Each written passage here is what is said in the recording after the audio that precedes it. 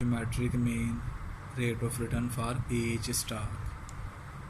कहता है कि आपने क्या करना है, ज्योमेट्रिक मीन निकाल के देना है दोनों स्टॉक का। Discuss the difference between the arithmetic mean return and geometric mean return for each stock. और साथ ही बताता है कि आपने इन दोनों को डिफ्रेंशिएट करना है, यानी बताना है कि इन दोनों का ना आपस में फ़र्क क्या है, यानी अरिथमेटिक मीन का और ज्योमेट्री मीन का आपस में क्या फ़र्क है।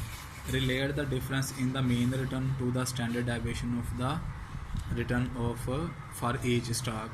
और आपने क्या करना है, मीन रिटर्न में और स्टैंडर्ड डेविएशन में जो डिफरेंस आ रहा है उनको क्या करना है, आपस में रिलेट करना है। यानी मीन में और स्टैंडर्ड डेविएशन में जो फ़र्क है, जो डिफरेंस है, आपने क्या करना है, इस डिफरेंस को एक्सप्लेन करना है, बताना है कि इनमें जो डिफरेंस है ना वो क्यों है, वाई। ये वजह भी हमने साथ बयान करनी है। लें जी, ये वजूहात बयान करने से पहले ऊपर मैं यहाँ पे हेडिंग लिखता हूँ डी, और डी हेडिंग लिखने के बाद मैं फाइंड आउट करता हूँ ज्योमेट्रिक मीन को। ये दरमियान में लाइन, इस साइड पे टी का, इस साइड पे डी का। Geometric mean is equal to relative return of first year into relative return second year into relative return third year into relative return fourth year into relative return fifth year whole square root. और square root भी कितना लेंगे, fifth, क्योंकि number of observation 5 है। nth root लेंगे, N चूँकि number of observations की तरफ, नंबर ऑफ रिटर्न्स की तरफ इशारा कर रहा है, तो नंबर ऑफ रिटर्न्स यहाँ पे 5 हैं, तो फिफ्थ स्क्वायर रूट ले लिया। और जो एक हमने जमा किया था ना रिलेटिव रिटर्न्स वगैरह निकालने के लिए, वो मैंने बिल्कुल वैसे ही इसमें से माइनस कर दिया है। रिलेटिव रिटर्न्स में क्यों कन्वर्ट कर रहे हैं, क्योंकि कुछ रिटर्न जो है ना वो माइनस में थे, तो जो स्क्वायर रूट है ना ये हमेशा प्लस वैल्यूज़ का आता है, तो प्लस में कन्वर्ट करने के लिए फिर हमने क्या किया, इसमें एक जमा कर दिया है। लें जी, यहाँ से मैं डायरेक्टली अगर कहते हैं तो डायरेक्टली वैल्यूज़ प्लेस कर देता हूँ, अदरवाइज़ यहाँ पे मैं निकाल देता हूँ रिलेटिव रिटर्न टी, बेस डाल दी ना टी फ़र्क रखने के लिए। तो बी के भी चूँकि हमने रिलेटिव रिटर्न निकालने हैं, तो यहाँ पे मैं लिख देता हूँ बी, इस कॉलम में टी के रिलेटिव रिटर्न्स और यहाँ पे बी के जमा करेंगे 1.19। पर मैं उड़ाता जा रहा हूँ, दोबारा इनको मैंने फ्रैक्शन में कन्वर्ट कर दिया, क्योंकि यहाँ पे मैंने एक लिखा है। अगर मैं ऐसे ही रखूँगा ना फिगर्स को, तो फिर मुझे यहाँ पे क्या करना पड़ेगा, 100 लिखना पड़ेगा।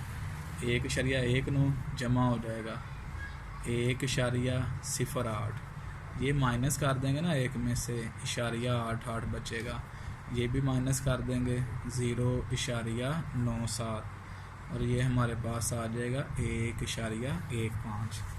बी का भी चले मैं साथ ही रिलेटिव रिटर्न्स निकाल देता हूँ, 1.08, 1.03, 0.91, 1.02 और 1.04।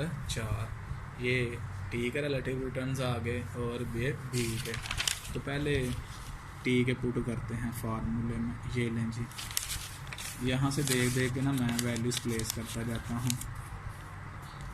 Geometric mean is equal to 1.19 into 1.08 into 0.88 into 0.97 into 1.15, इसका फिफ्थ स्क्वायर रूट, और जो एक हमने जमा किया था ना जैसे वैसे ही इसमें से माइनस कर देते हैं।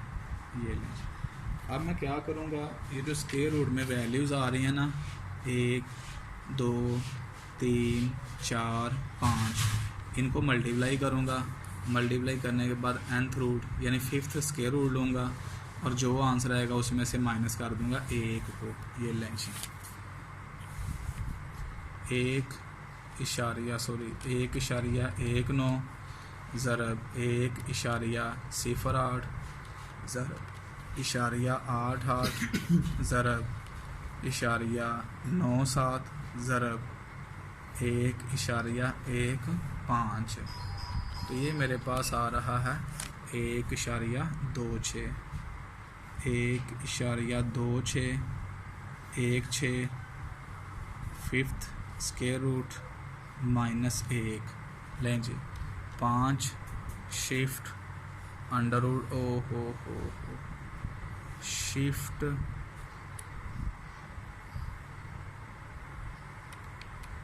आंसर लें जी। ये मेरे पास आ गया 1.0476 -1 नहीं जी, -1 100 के साथ इसको मल्टीप्लाई कर देते हैं तो ये मेरे पास आ रहा है 4.76% राउंड करके। तो ये हमारे पास आ गया ज्योमेट्रिक मीन टी का।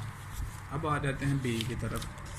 ज्योमेट्रिक मीन सेम फार्मूला इस्तेमाल करेंगे, R first year into R second year into चलें into third year, fourth year, fifth year. इसका भी फिफ्थ स्क्वायर रूट ले लेंगे -1 जो जमा किया था। वैल्यूज पुट कर देते हैं फार्मूले में। 1.08 into 1.03 into 0.91 into 1.02 into 1.04 fifth square root जो 1 जमा किया माइनस कर देते हैं, मल्टीप्लाई करते हैं जी स्क्वायर रूट के अंदर जो वैल्यूज़ आ रही हैं। 1.08 ज़रब 1.03 ज़रब 0.91 ज़रब 1.02 ज़रब 1.04। ये मेरे पास आ रही हैं 1.0783 फिफ्थ स्क्वायर रूट -1। ये लें 5 shift under root x answer. तो ये आ रहा है 1.0143 -1 माइनस कर दें आंसर में से तो बाकी बचता है 0.0143 5 राउंड करके, या फिर इसको लिख लें आप लोग 1.435%। ये लें। इसके साथ ही हमारा ज्योमेट्रिक मीन तक का जो सिलसिला है ना वो ख़त्म हो गया। अब उसने ये कहा हुआ है कि आप लोगों ने बताना है कि ज्योमेट्रिक मीन में और अरिथमेटिक मीन में क्या फ़र्क है। लो जी, अगर हमने कोई सिंगल पीरियड है ना उसका एवरेज निकालना है तो उसके लिए जो सूटेबल डिवाइस है ना दैट इज़ मीन। लेकिन अगर पीरियड मल्टीपल है, मल्टीपल मतलब मैसिव हैं, ज़्यादा हैं, मसलन आपके पास वेल्थ है, वेल्थ आपको पता है इकनॉमिक्स कहती है anything that has value is known as wealth.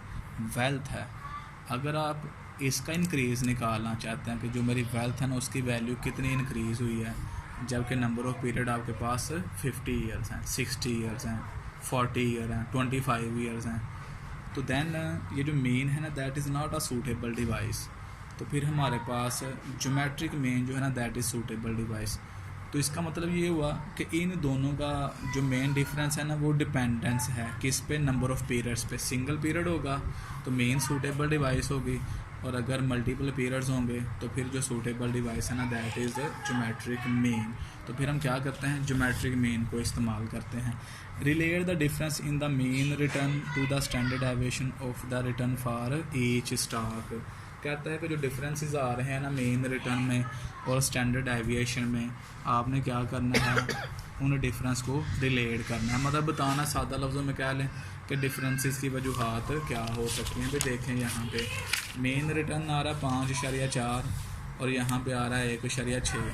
Standard deviation देखें 12.8 आ रहा है, 6.35 आ रहा है, और कोएफिशिएंट ऑफ वेरिएशन देखें काफ़ी ज़्यादा आ रहा है।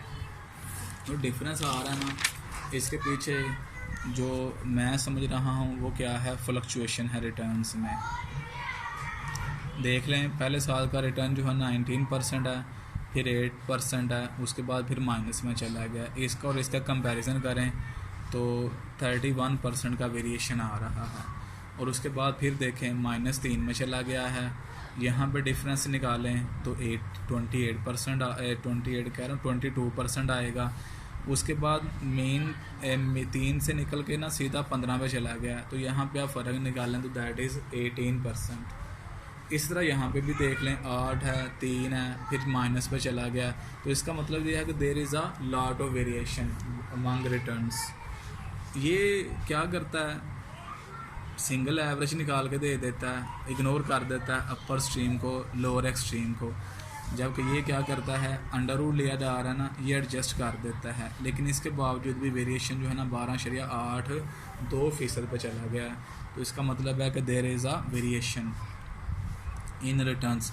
इस तरह यहाँ पे आप लोग देख सकते हैं, यहाँ भी यही चीज़ आपको नज़र आएगी। इसको आप कंपेयर कर लें तो आपको ऑटोमेटिकली सारी की सारी चीज़ें क्लियर हो जाएंगी। तो इसके साथ ही हमारी ये जो एक्सरसाइज है ना ये मुकम्मल हो गई। अगर किसी स्टूडेंट का क्वेश्चन है तो काइंडली अपना क्वेश्चन जो है ना आप लोग यहाँ पे पुट करें।